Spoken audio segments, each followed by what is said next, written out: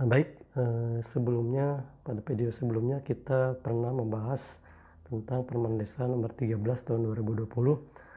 Secara rinci telah dijelaskan pada video sebelumnya tentang prioritas dana desa yang ketiga itu. Sekarang kita akan lanjutkan kegiatan secara rinci apa yang mungkin diatur di dalam Permen Desa Nomor 13 Tahun 2020 ini. Oke, sebelumnya masih kami meminta bantuan kepada teman-teman untuk subscribe dan like serta komen terhadap akun kami. Oke.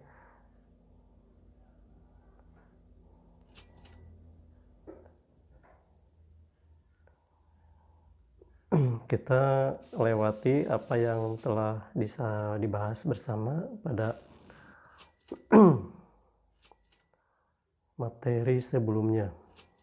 Oke, sambil menunggu pada materi selanjutnya, kami mengingatkan bahwa kegiatan untuk prioritas dana desa ini memang tidak lepas daripada penanganan COVID-19 ya, untuk bagaimana kemudian melakukan pemulihan ekonomi terhadap dampak yang ada di desa masing-masing. Nah, baik Bapak, Ibu, teman-teman semuanya, sekarang masuk pada materi pokok yang tentang contoh-contoh kegiatan prioritas dana desa gitu ya. Secara rinci mungkin kami akan sampaikan dari video-video sebelumnya. Oke, yang pertama menyangkut masalah prioritas yang pertama, yaitu pemulihan ekonomi nasional. Seperti yang kami bahas sebelumnya, di sini yang utama adalah masalah BUMDes. Pembentukan, pengembangan, dan revitalisasi BUMDes. Jadi yang memang belum terbentuk dibentuk, ya, dikembangkan, kemudian revitalisasi, restrukturisasi, kegiatannya seperti itu ya di prioritas yang ini. Kemudian masalah penyertaan modal juga menjadi prioritas tahun 2021 untuk pengembangan BUMDes itu sendiri. Sebagaimana mungkin kita ketahui bersama bahwa pada saat penyertaan modal itu diupayakan dan memang diharuskan BUMDes itu sendiri supaya membuat proposal tentang usaha yang di dalamnya tentang analisis usaha, kemudian resiko-resiko yang akan dihadapi dalam usaha tersebut, gitu ya. Jadi digambarkan dalam proposal sehingga menjadi bahan pertimbangan bagi desa untuk melakukan penyertaan modal kepada BUMDes, termasuk mungkin pada BUMDes yang telah mempunyai modal itu dilakukan penguatan permodalan BUMDes itu sendiri gitu ya, supaya ada pengembangan usaha yang sudah ada. Oke, lanjut pada materi yang selanjutnya.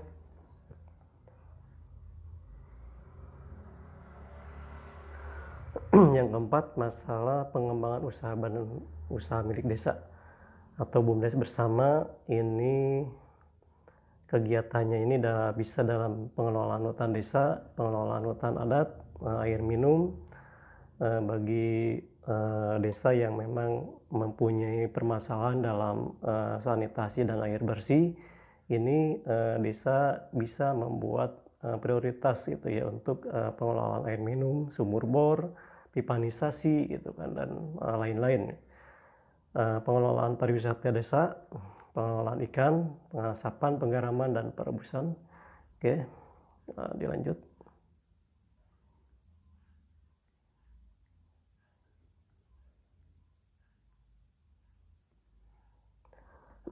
Ya, pengelolaan wisata hutan mangrove, pelatihan sentra pembenihan, pelatihan pembenihan ikan, pelatihan usaha pemasaran, distribusi produk perikanan, dan pengolahan sampah.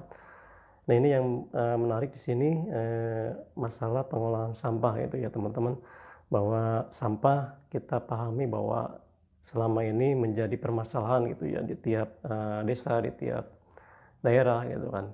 Nah, bagaimana mungkin di sini kita mengelola manajemen sampah yang tadinya menjadi masalah itu menjadi potensi gitu ya, potensi untuk menciptakan perekonomian di masyarakat, yaitu dengan pembentukan bank sampah gitu ya. Nanti untuk pengelolaan bank sampah itu ada pada pemateri yang khusus untuk pengelolaan bank sampah itu. Oke, lanjut.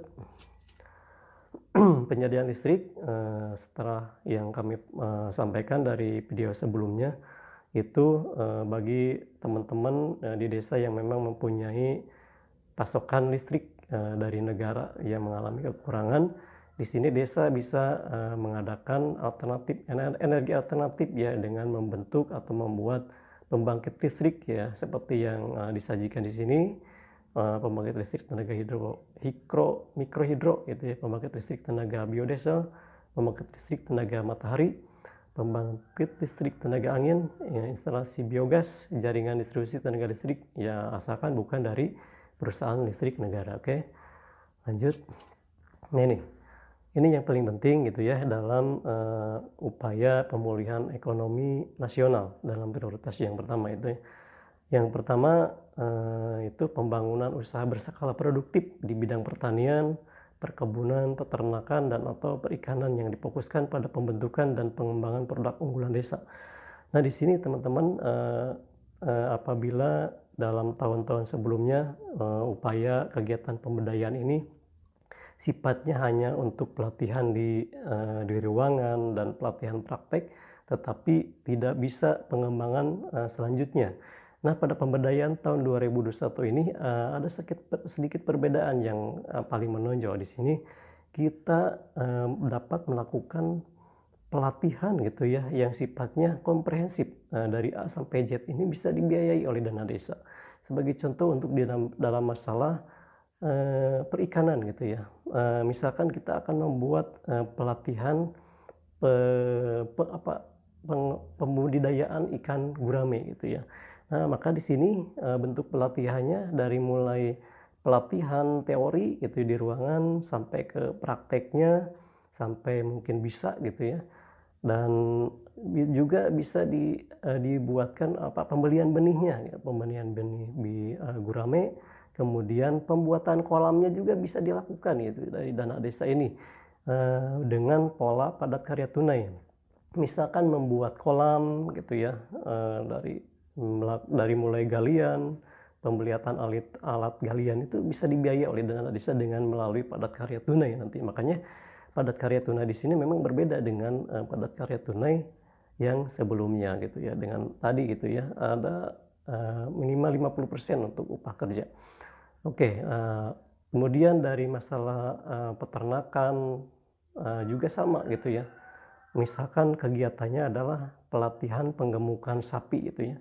Sehingga di sini dari mulai pelatihan sampai pembelian sapinya, pembuatan kandangnya pun ini bisa dibiayai oleh dana desa. Ini yang mungkin menjadi tantangan kita bersama gitu ya buat desa-desa untuk bagaimana kemudian melakukan pemberdayaan yang sifatnya berkelanjutan ya. Inilah berkelanjutan ya. Inilah sifat atau karakteristik yang khusus daripada program ini, yaitu ya SDGs itu ya. Sistem SDGs itu yang memang sifatnya adalah pembangunan yang berkelanjutan. Yang kedua, masalah pengembangan jasa sama ini ya. Sifatnya juga berkelanjutan. Oke, tadi masalah dari mulai pelatihan sampai sarana prasarana, kemudian pasca panen pun ini bisa dibiayai oleh dana desa, sehingga dana yang dialokasikan untuk pemberdayaan ini bisa berkelanjutan. Kalau sudah mulai panen, kegiatan tersebut sudah bisa dilakukan diulang kembali gitu ya. Ada modal yang untuk pembelian benih kembali ya, sehingga kegiatan tersebut bisa terus bergulir dan berkelanjutan. Oke, lanjut pada yang lain. Penyediaan dan pengolahan sarana prasarana pemasaran produk unggulan desa ya. Seperti yang saya jelaskan tadi ya, sampai pasca panen pun ini bisa dibiayai sampai pada masalah pemasaran produk gitu ya. Sehingga dengan kegiatan pemberdayaan ini sifatnya ini akan menumbuhkan produk-produk unggulan yang di desa gitu, sehingga ekonomi desa ini akan semakin kuat, pemulihan ekonomi pasca dari wabah COVID-19 ini bisa diatasi dengan baik dengan pola seperti ini ya. Kemudian yang keempat, pendayagunaan perhutanan sosial. Yang kelima, pendayagunaan teknologi tepat guna, ramah lingkungan yang akan membantu gitu ya, mempermudah dari kegiatan ekonomi yang ada di masyarakat. Kemudian investasi usaha ekonomi produktif yang ramah lingkungan juga, oke. Yang kedua, program prioritas nasional, yaitu ada pendataan desa gitu ya.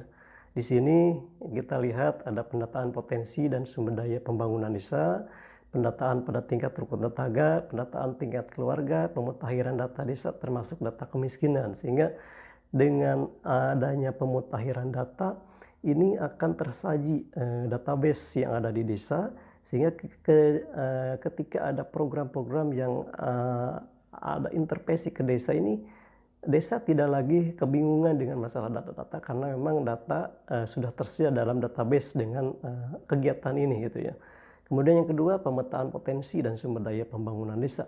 Di sini juga bagaimana kemudian desa membuat pemetaan tentang sumber daya alam, sumber daya manusia yang ada di desa itu sendiri, dari mulai hambatan dan potensi-potensinya sehingga menjadi data tersendiri bagi desa gitu ya. Outputnya nanti ada peta gitu ya, ada peta batas wilayah desa gitu ya. Sehingga ini akan membantu dari pemerintahan pusat ataupun kabupaten dan provinsi ketika ada program ke desa ini akan berintegrasi dengan data-data yang ada di desa. Oke, lanjut pada yang lainnya. Pengembangan teknologi informasi komunikasi, bagaimana kemudian desa ini beralih pada desa digital ya. Yang pertama ini Siskedes gitu ya. Siskedes sudah pada dasarnya sudah berjalan di tiap desa. Yang kedua ini sistem informasi desa yang akan kemudian dikembangkan melalui aplikasi dari Kementerian Desa. Secepatnya mungkin akan didistribusikan dan akan ada pelatihan gitu ya dari fasilitasi tentang sistem informasi desa. Yang ketiga, pengembangan keterbukaan informasi ya dengan sistem website gitu ya. Didorong dengan konsep ini desa digital, maka kedepannya desa ini akan mengutamakan teknologi digital, semua terangkum dalam sebuah digitalisasi desa.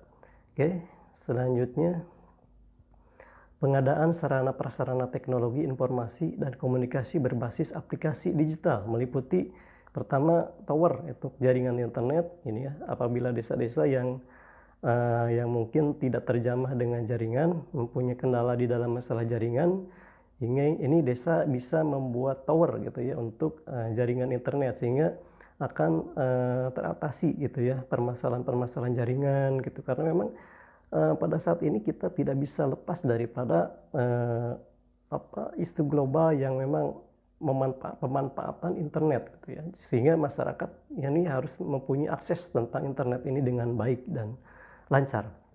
Kemudian pengadaan komputer, smartphone, dan langganan internet. Ini bisa dana desa untuk membiayai dana hal-hal tersebut.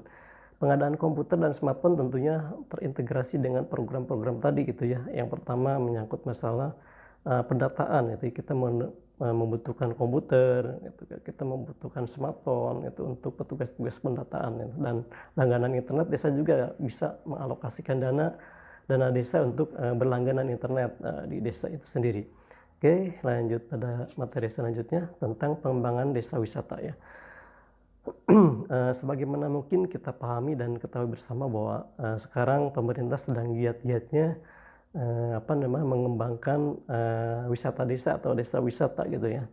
Tapi di sini kita juga harus memilah dan memilih bagaimana mungkin desa wisata yang ada di desa masing-masing. Apabila mungkin desa yang baru akan menggarap desa wisatanya itu memang tidak bisa melakukan pembangunan infrastruktur di dalamnya, tetapi harus ada tahapan-tahapan gitu ya.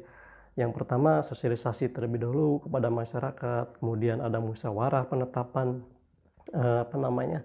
desa wisata tersebut, ada pembentukan Pokdarwis, pembenahan ataupun pembenahan legalitas, regulasi di dalamnya sehingga, jelas nanti ketika memang tahapan-tahapan tersebut bisa dilaksanakan pembangunan infrastruktur. Dan apabila misalkan di desa tersebut sudah, ada wisatanya, tinggal pengembangan gitu ya, ini bisa dilakukan, pembangunan infrastruktur yang ada di, lingkungan desa wisata tersebut dari dana desa tahun 2021 ini gitu ya.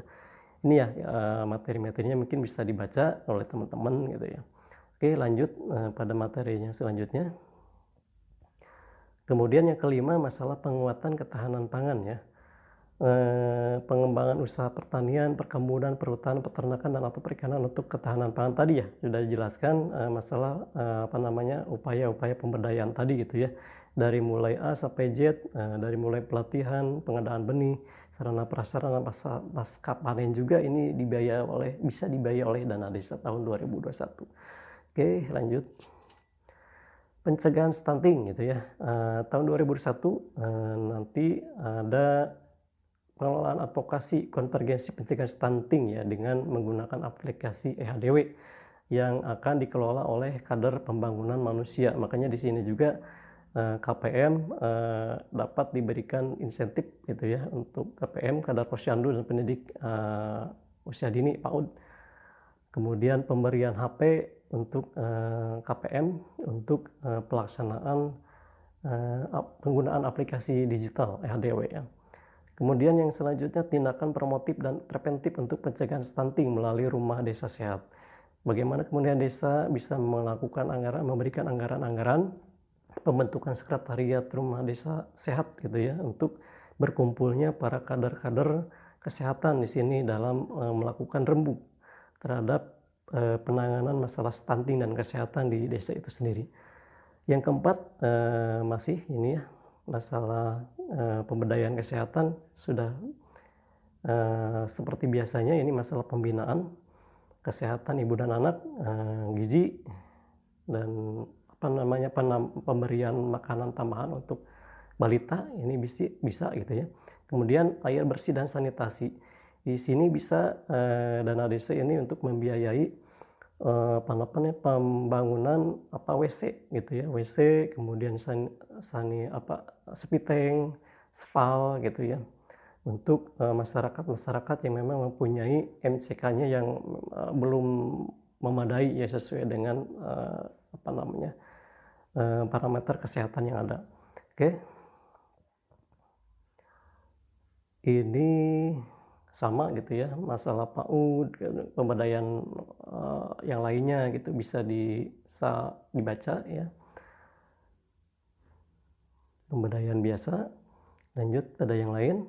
Pengembangan desa inklusif juga ini masalah pemberdayaan, seperti masalah perlindungan anak, perempuan, kaum disabilitas gitu ya.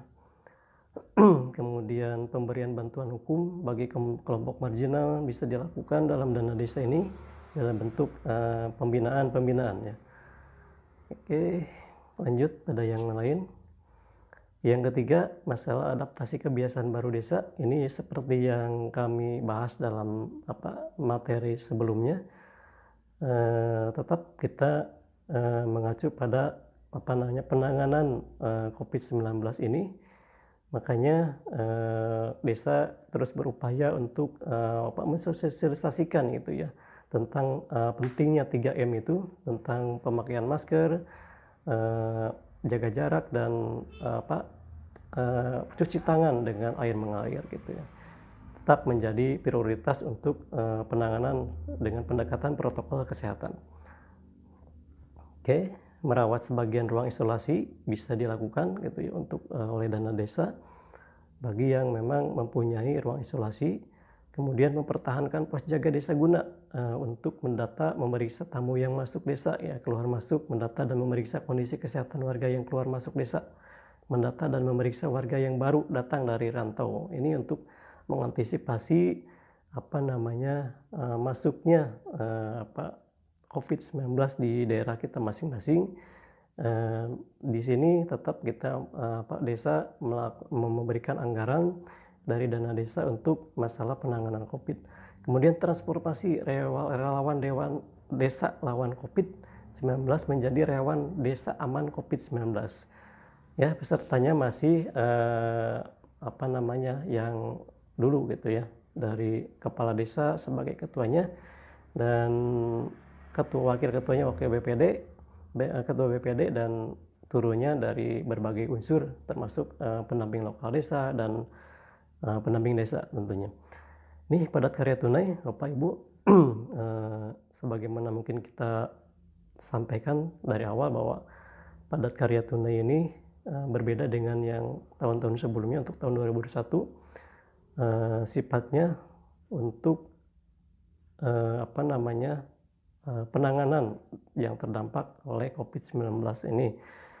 Dan padat karya tunai ini seperti yang kami gambarkan tadi, itu misalkan dari contoh kegiatannya adalah pembuatan kolam gitu ya, dari mulai pekerjaan penggalian, kemudian alat-alat yang digunakan ini dibiayai oleh dana desa gitu ya. Ini sifatnya seperti itu, pembukaan lahan, kemudian penanaman tanaman, kemudian pembuatan kolam, penanaman kolam itu sendiri gitu. Itu sifat dari padat karya tunai yang tentunya akan dilaksanakan pada tahun 2021 ini, Pak. Ini sepintas, kami tidak akan menerangkan secara detail gitu ya, masalah pertanian, perdagangan, kemudian peternakan, perikanan, itu padat karya tunai bisa dilakukan ya Pak ya.